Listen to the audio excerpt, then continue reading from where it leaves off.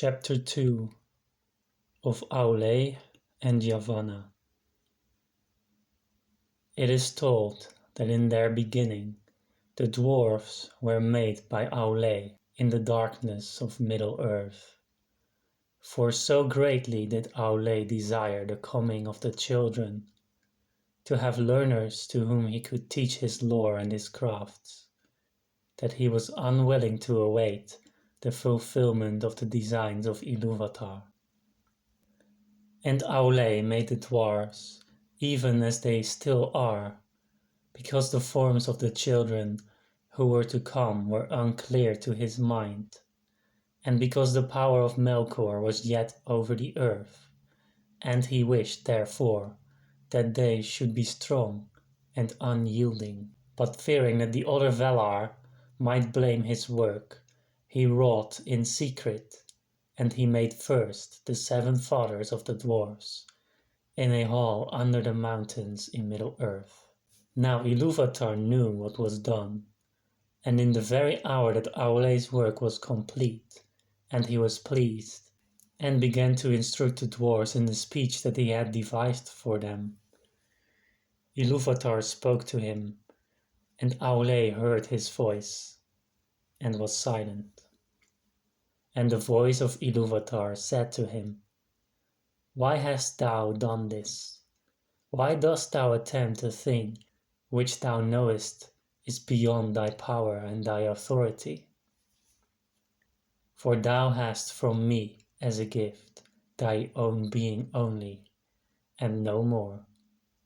And therefore the creatures of thy hand and mind can live only by that being, moving when thou thinkest to move them, and if thy thought be elsewhere, standing idle. Is that thy desire?" Then Aulë answered, "I did not desire such lordship. I desire things other than I am, to love, and to teach them, so that they too might perceive the beauty of Ea, which thou hast caused to be. For it seemed to me that there is great room in Arda for many things that might rejoice in it. Yet it is for the most part empty still and dumb, and in my impatience I have fallen into folly.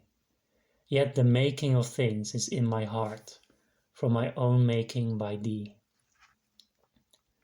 And the child of little understanding that makes a play of the deeds of his father may do so without thought of mockery, but because he is the son of his father.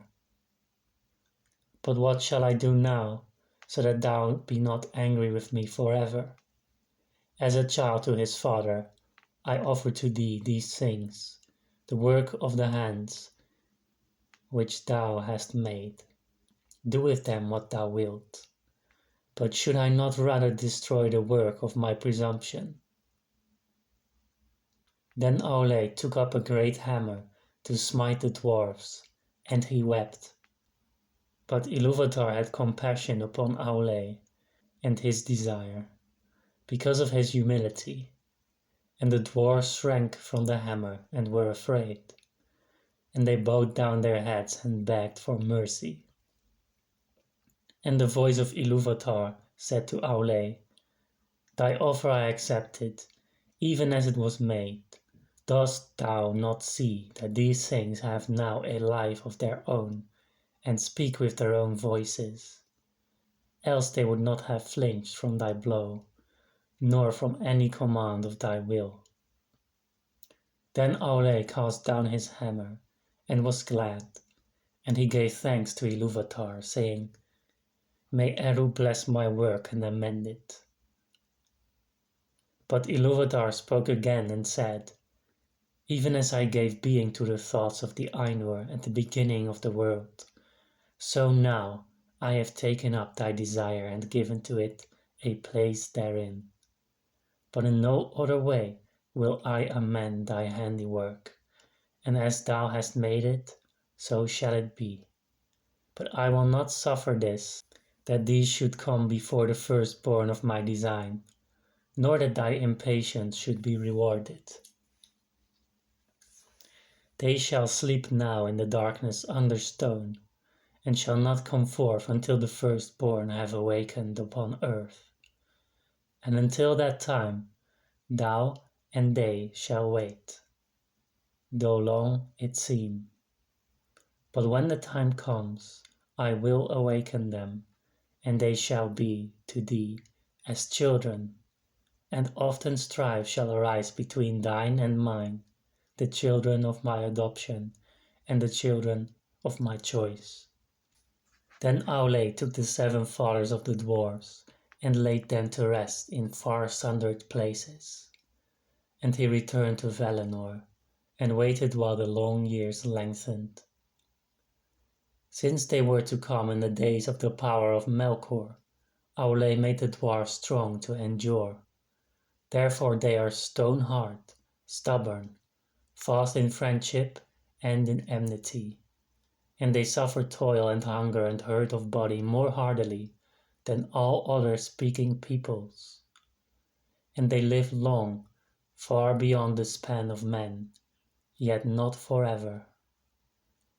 Aforetime it was held among the elves in Middle-earth, that dying the dwarfs returned to the earth and the stone of which they were made, yet that is not their own belief. For they say that Aulë the Maker, whom they call Mahal, cares for them, and gathers them to Mandos, in halls set apart, and that he declared to their fathers of old, that Ilúvatar will hallow them and give them a place among the children in the end. Then their part shall be to serve Aulë, and to aid him in the remaking of Arda after the last battle. They say also that the 7 fathers of the dwarfs return to live again in their own kin, and to bear once more their ancient names, of whom Durin was the most renowned in after ages, father of that kindred most friendly to the elves, whose mansions were at Khazad-dûm. Now when Aulë labored in the making of the dwarfs, he kept this work hidden from the other Valar, but at last he opened his mind to Yavanna, and told her of all that had come to pass. Then Yavanna said to him, Eru is merciful. Now I see that thy heart rejoiceth, as indeed it may, for thou hast received not only forgiveness, but bounty. Yet because thou hiddest this thought from me until its achievement, thy children will have little love for the things of my love. They will love first the things made by their own hands, as doth their father. They will delve in the earth, and the things that grow and live upon the earth they will not heed. Many a tree shall feel the bite of their iron without pity.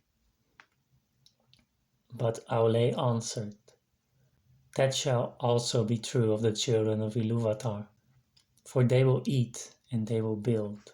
And though the things of thy realm have worth in themselves, and would have worth if no children were to come, yet Eru will give them dominion, and they shall use all that they find in Arda, though not by the purpose of Eru, without respect or without gratitude. Not unless Melkor darkens their hearts, said Yavanna, and she was not appeased, but grieved in heart, fearing what might be done upon Middle-earth in days to come. Therefore she went before Manwë, and she did not betray the counsel of Aulë, but she said, King of Arda, is it true, as Aulë has said to me, that the children, when they come, shall have dominion over all the things of my labor, to do as they will therewith? It is true, said Manwë, but why dost thou ask? For thou hast no need of the teaching of Aulë. Then Yavanna was silent, and looked into her own thought, and she answered, Because my heart is anxious, thinking of the days to come. All my works are dear to me. Is it not enough that Melkor should have marred so many? Shall nothing that I have devised be free from the dominion of others? If thou hadst thy will, what wouldst thou reserve? Said Manwë. Of all thy realm, what dost thou hold dearest? All have their worth, said Yavanna, and each contributes to the worth of the others. But the Kelvar can flee or defend themselves, whereas the Ovar that grow cannot. And among these I hold the trees dear.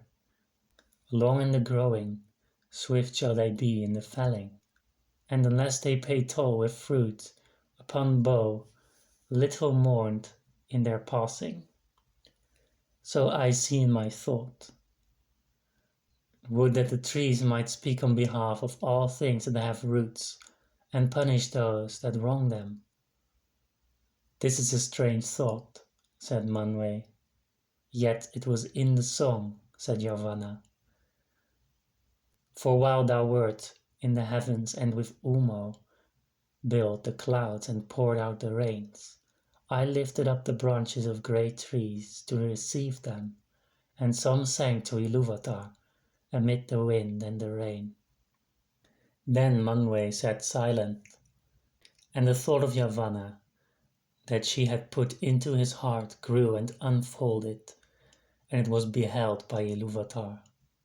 Then it seemed to Manwë that the song rose once more about him, and he heeded now many things therein, that though he had heard them, he had not heeded before. And at last the vision was renewed, but it was not now remote, for he was himself within it, and yet he saw that all was upheld by the hand of Ilúvatar, and the hand entered in, and from it came forth many wonders that had until then been hidden from him in the hearts of the Ainur. Then Manwë awoke, and he sat down to Yavanna upon Ezellohar, and he sat beside her beneath the 2 trees. And Manwë said, O Kementari, Eru hath spoken, saying, do then any of the Valar suppose that I did not hear all the song, even the least sound of the least voice? Behold, when the children awake, then the thought of Yavanna will awake also, and it will summon spirits from afar, and they will go among the Kelvar and the Olvar, and some will dwell therein, and be held in reverence, and their just anger shall be feared, for a time, while the firstborn are in their power, and while the secondborn are young. But dost thou not now remember, Kementari, that thy thought sang not always alone? Did not thy thought and mine meet also, so that we took wing together, like great birds that soar above the clouds? That also shall come to be by the heed of Ilúvatar, and before the children awake, there shall go forth with wings, like the wind, the eagles of the lords of the west.